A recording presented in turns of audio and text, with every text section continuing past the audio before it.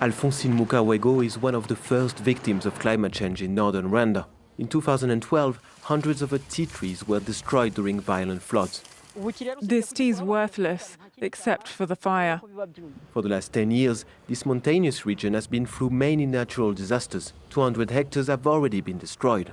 Weather extremes threaten Rwanda's green gold, tea exports bring in around 100 million euros each year. 15 years ago, the rains became more intense. They caused floods.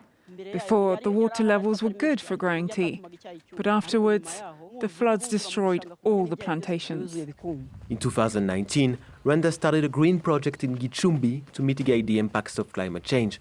Alphonsine had no choice but to move to the very top of this nearby hill. 50 hectares were planted here by the government to show farmers that mountain tea is a better and a less vulnerable crop. The farmers, they will benefit the income from the tea.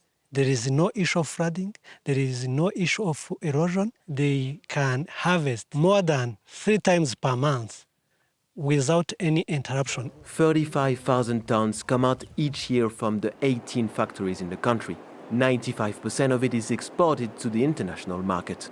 Tea provides Kigali with essential revenue, so the government wants to encourage farmers to move to the hills as quickly as possible. The National Meteorological Agency forecasts more violent rains in the years to come. In the west and in the north of the country, we've noticed an increase of these extreme events. The minimum temperature is increasing in this region and at the national level. Since 1970, Rwanda's average temperature has increased by 1.7 degrees, further proof that despite emitting the least, it is African countries that stand to suffer the most from the climate change in the coming years.